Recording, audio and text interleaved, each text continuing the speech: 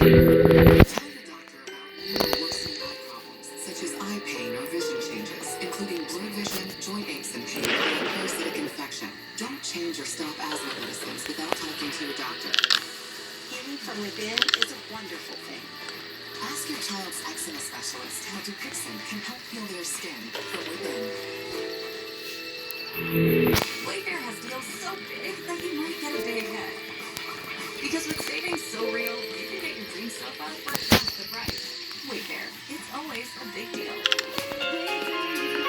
Hey guys. If you have heart disease and are on a statin, lowering cholesterol can be hard.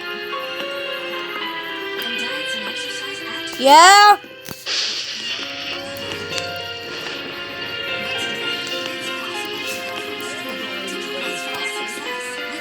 What? Leadville is proven to lower bad cholesterol by over 50%. So if you feel like you're getting nowhere, it's a year of Leadville and keep bad cholesterol low. Common side effects are injection site reaction, joint pain, urinary tract, diarrhea, chest cold, pain in legs or arms, and shortness of breath. When you're ready to go from struggle to cholesterol success, talk to your doctor about twice yearly Leadville to help you lower your cholesterol. Lower, longer Leadville.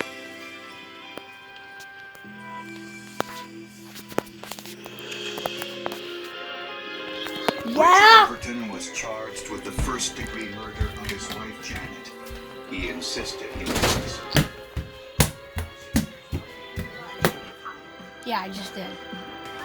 No, your scooter is laying outside here and it's supposed to rain tonight. Not a good thing for something to last for the day out in the rain. When you're finished with a working day and you're married, whether it's been a long-term marriage or a short-term marriage, there should be something to come home to. And in Janet's case, there wasn't anything to come home to. When Richard discovered that Janet planned to divorce him, he got angry and sought revenge. Just as he had done to his previous wife, Dorothy, when she divorced him. At the trial, Dorothy testified against Richard about her poisoning incident. Richard Overton also testified in his own defense. He could not explain logically the prior poisoning of Dorothy for him, and came out by making a comment that he thought that poisoning her was just a neat joke. I think that was a damning thing to say, something that certainly this jury could not understand, in my opinion. The forensic evidence against Overton was overwhelming. Not just the toxicology which found the cyanide in Janet's system, but also the forensic document examination of Overton's diaries, which clearly shows Overton's frame of mind at the time of Janet's death. The theory is that Richard Overton really fixed her a real good cocktail in the morning with her orange juice. After she drank it, she was going whale watching with her son Eric and collapsed in the driveway. He was very clever, very good, and got away. 7 years after Janet's death, Richard Overton was found guilty of first-degree murder. This defendant is sentenced to the term of life without parole. Sadly, in 1999, Dorothy Boyer died of lymphoma. There's a possibility that the years of selenium poisoning could have caused this. It's nothing that right now science or our technology can prove beyond a reasonable doubt. We get people off in our job as well as finding the guilty, and either one is satisfaction. But I will have to admit that finding murderers and getting them off the street is a big one. We had to show the cause of death. And the only way we were going to show a cause of death is forensically. And the forensics, those are scientists, those are facts, those don't lie. You can't beat forensics, you can't beat science. The forensic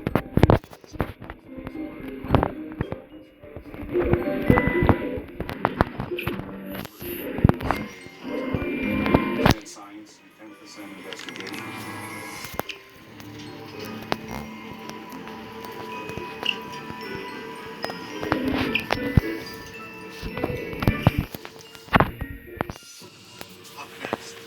Thanksgiving doesn't go as planned. I remember thinking that something there just seemed odd. Someone's missing, but detectives can find no sign of a crime. They found nothing out of the ordinary. Scary Larry's body has Text gone messages missing lead to after a his surprise defeat. witness in a Now, 2 horrifying weeks story. later, there has been a break-in at our secret evil base by a group of intruders. They look weak and should be easy to beat. We are preparing 3 waves of backup to defeat them once But and in the for end, all. this is a case that The goes first to wave the of dog. backup is leaving now. He's a superhero. He's the one. Our He new has the leader is voice. Scary Mary. She's meaner, more evil, and will put a stop to the intruders.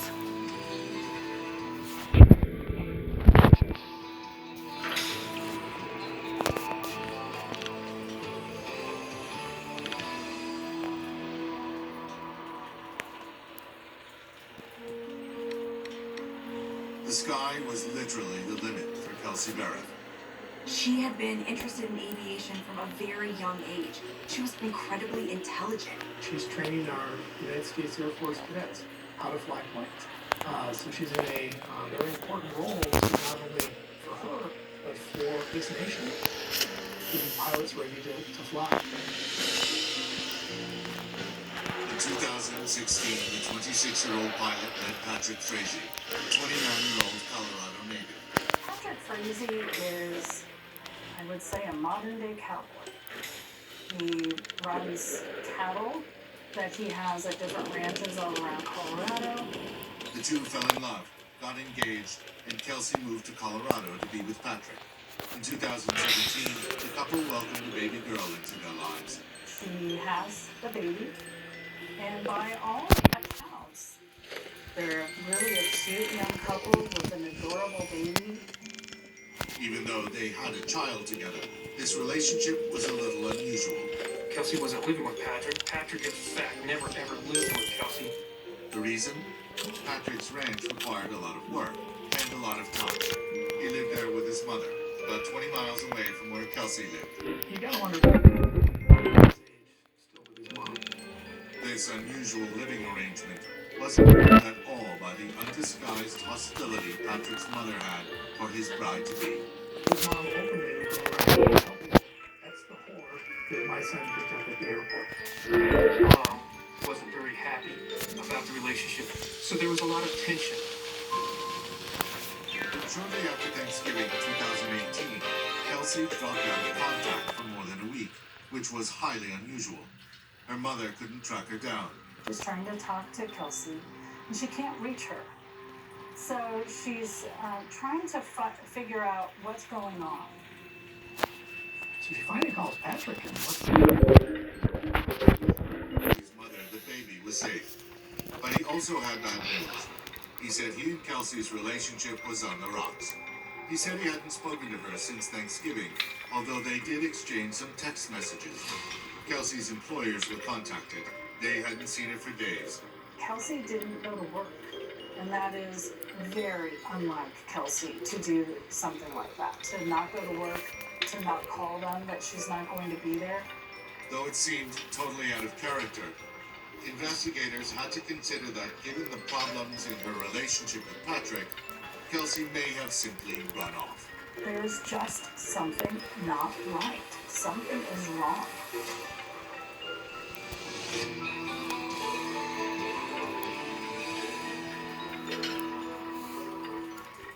My most important kitchen tool? My brain. That's why I choose new Nariva Ultra.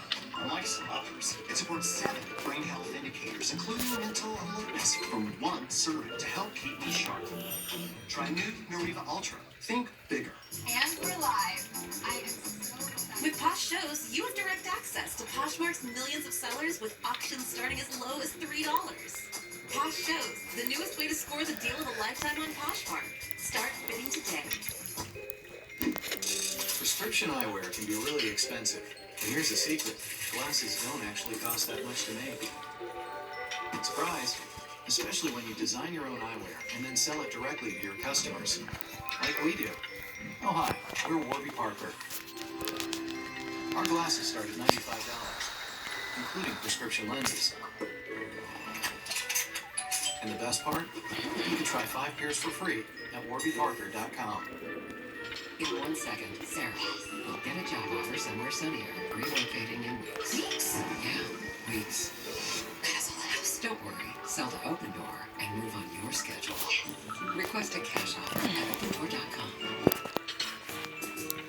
Single Care is amazing. Even though I have insurance, it can't beat the pricing I get on my medication through Single Care. Before I submit any prescriptions, I always check Single Care first. Just go to singlecare.com, search for your prescription, and show the coupon to your pharmacist. Millions of people on Medicare just like me use Single Care every month, and you can too.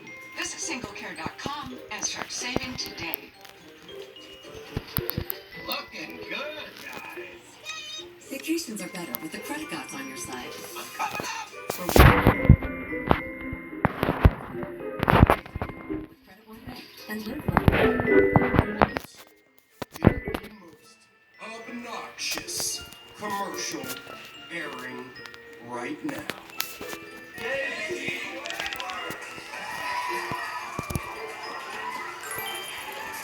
Closed captioning is brought to you by Christian Faith Publishing. Write for a higher purpose. Publish with us. Christian Faith Publishing is an author-friendly publisher who understands that your labor is more than just a book. Call for your free author submission kit. After Kelsey Barrett went missing, her mother was able to provide information on her last known activities. On Thanksgiving Day, Kelsey told her mother she planned to do some shopping at a Lowe's. She walks in, she gets a cart, she's got her daughter in the cart, and she just looks like she's any other mom who's picking something up on Thanksgiving Day that they forgot to buy before. Kelsey's fiance and her baby's father, Patrick Frazee, told police he and Kelsey exchanged the baby on Thanksgiving afternoon. This was also confirmed in pictures. Kelsey's next door neighbor had a surveillance camera that actually pointed towards Kelsey's front door. Patrick told police this was the last time he saw Kelsey. We basically had a heart-to-heart about, this wasn't working out, wanted to go, he wanted to just, go our separate ways. But Patrick told police that over the next few days, they did exchange some text messages, one of which he found a little concerning. The text message that is sent from Kelsey to Patrick was, "Do you even love me?" That is a fairly emotionally triggering type of text. Did you feel like she was safe? Like she wasn't depressed, suicidal, or anything like that?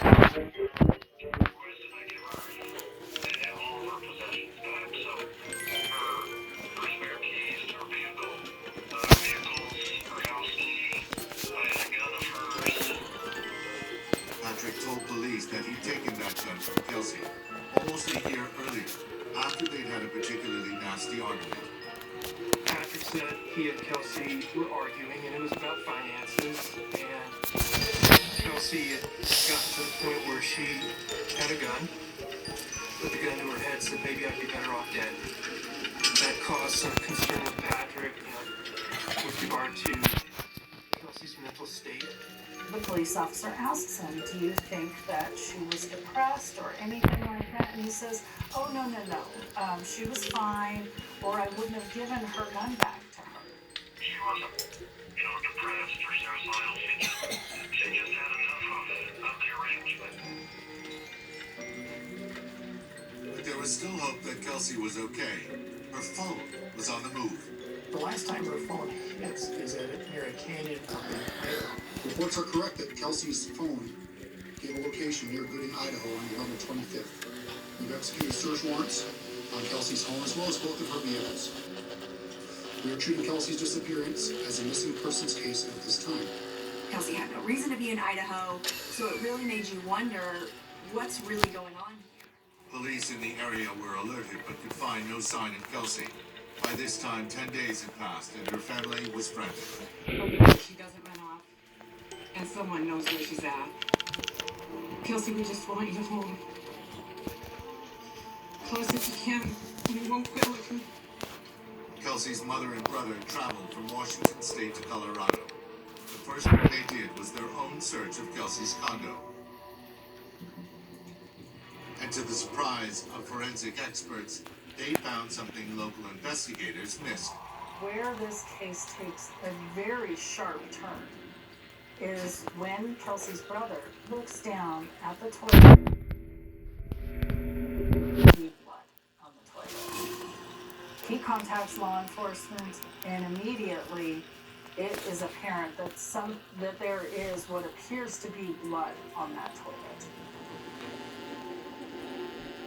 Now, on the assumption this was a crime scene, a team of forensic technicians descended on Kelsey's condo.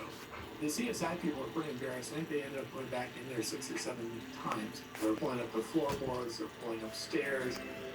The CSI team employed a substance called Blue Star, which, like luminol, glows when in contact with the hemoglobin in blood.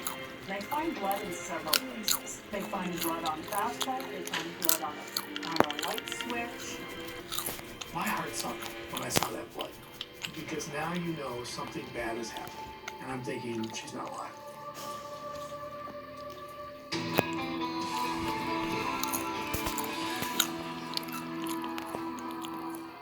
There is nothing like standing at the crime scene. All homicides are not the same. Let the evidence tell the story. Crime Scene Confidential. all No, new you're not Wednesday getting in my lap. on ID. What if my You're type not 2 a puppy diabetes anymore. What if all That I was do mine is when to you were laugh? little. Or what if I You can do got diabetes differently? No, Now you can with can't once weekly get Manjaro. in my lap. Manjaro helps your That's body a no-no. regulate blood sugar. And Manjaro can help decrease how much food you eat. 3 out of 4 people reached an A1C of less than 7%. Plus, people taking Manjaro lost up to 25 pounds. Manjaro is not for people with type 1 diabetes or children. Don't take Manjaro if you're allergic to it. You or your family have medullary thyroid cancer or multiple endocrine neoplasia syndrome type 2. Stop Manjaro and call your doctor right away if you have an allergic reaction, a lump or swelling in your neck, severe stomach pain, vision changes, or diabetic retinopathy. Serious side effects may include pancreatitis and gallbladder problems. Taking Manjaro with sulfonylurea or insulin raises your blood sugar risk. Tell your doctor if you're nursing, pregnant, or plan to be. Side effects include nausea, vomiting, and diarrhea, which can cause dehydration and may worsen kidney problems. I can do diabetes differently with Manjaro. Ask your doctor about once weekly Manjaro. Why do dermatologists worldwide recommend La Roche-Posay? Effective skincare like La Roche-Posay Double Repair Face Moisturizer delivers double action to help repair skin's barrier and provide 48-hour hydration for healthy-looking skin. La Roche-Posay. What would you do with more? At Olive Garden, more is baked into our DNA. And our lasagna. It's why our never-ending first course keeps on coming. It's why you can get 3 favorites on one plate. And why we make all our sauces from scratch every single day. Because when you have more, you have more to share, more to bond over. And that's a pretty special thing with family. Hi, I'm Sharon, and I was 52 pounds on Dolo. On other diets, I could barely lose 10 to 15 pounds. Thanks to Dolo, I've lost 27% of my body weight, and it was easy. So you have diabetes and your glucose is heading low. Dexcom G7, the most accurate CGM, can alert you before you go too low. Now that's more peace of mind with Dexcom G7. I think I'm ready for this. Heck yeah. With E-Trade, you're ready for anything. Marriage, kids, college. Kids moving back in after college. Here's to getting ready for anything. And here's to being single and ready to mingle. Who's ready? Cha-cha! Football is finally back. Plus, check out the CBS, AMC, and HGTV. And the latest free previews, including NFL Red Zone, 2 new Dishscapes, Oktoberfest on Channel 198, and Great Smoky Mountains on Channel 199. With so much more, live and on demand. Find it all month long on Dish.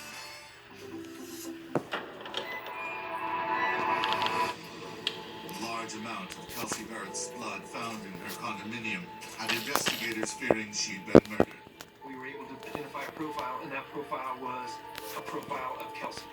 But the DNA results also presented a surprise finding. 2 more genetic profiles were found in Kelsey's condo.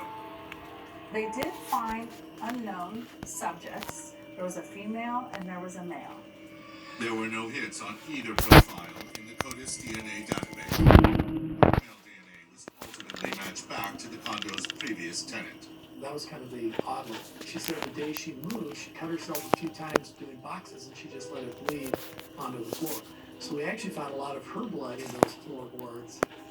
At this point, Kelsey's partner, Patrick Frazee, was a potential suspect and had to surrender his DNA. Patrick's DNA was not found in Kelsey's condo, and that's interesting. This is a couple. This is someone that you would expect to find his DNA in her condo. A close examination of the scene provided the answer. Every corner of Kelsey's condo had been meticulously cleaned. The only reason the previous tenant's DNA survived was because she was allergic to a lot of things, including the lacquer used to seal the floorboards. So her blood had soaked deep into the wood and survived the cleanup. She did not put anything over the wood to seal it, so there's no sealant on it. She can't put Band-Aids on because she's allergic to the adhesive on the Band-Aids. So if she cut herself, she'd walk around her house, let's say like her hand like this, and the blood would just drip down on the floor. The source of the male DNA could not be identified. Whoever killed Kelsey would appear to have had access to her condo, so that put Patrick at the top of the suspect list. And as detectives asked questions about him, they got some disturbing information. We talked to his girlfriend in high school, and she said the best thing that ever happened to me was dating Patrick Frazee. I said, how come? She said, I learned what I didn't want in someone to date or to marry someday. In addition to being forced to surrender his DNA, Patrick also had to provide his cell phone. And this proved to be a forensic gold mine. There's a tremendous amount of digital forensics that the police are uncovering. Patrick's story never changed. He said he texted Kelsey a few times after he last saw her the next day. The locations of the 2 phones involved in these text exchanges raised a host of questions. Cell towers showed both phones were apparently traveling in the same vehicle, while these messages went back and forth. Their phones are always together. Their phones travel together throughout the days on the 23rd and on the 24th. The 2 phones are together. Assuming Kelsey was dead, there seemed to be only one explanation as to why her phone was with Patrick's phone in the days after she disappeared. What does that tell them? Well, that tells them that Patrick is creating his own forensic timeline. He is attempting to create his own narrative about where Kelsey is, what's happening in his own forensic countermeasures. He doesn't realize it. He's actually telling us those 2 phones are together. And they're living together. Oddly enough, in the days after Kelsey disappeared, Patrick made more than 40 calls to the 208 area code, which is in Idaho. In fact, 208 was the same area code Kelsey's phone had been traced to shortly after she went missing. We learned that the owner of that 208 number is Crystal Kenny, and she would open this case wide open. So who was Crystal Kenny, and why was Patrick desperate to talk to her right after Kelsey disappeared? Crystal Kenny was a rodeo owner. Patrick had a lot of control over Crystal Kenny, which I never quite understood. She's in love with Patrick Frazee. The relationship is very volatile, and really the only way you can describe it. It's also very strange. For whatever reason, Patrick is not good. Crystal is not talking to Patrick. Detectives confronted Crystal Kenny, who said her relationship with Patrick was now strictly business. They said they didn't believe her. That person says, I want to talk to you guys. There is information, but I don't want to talk to you without an attorney. She is being interviewed by law enforcement, and she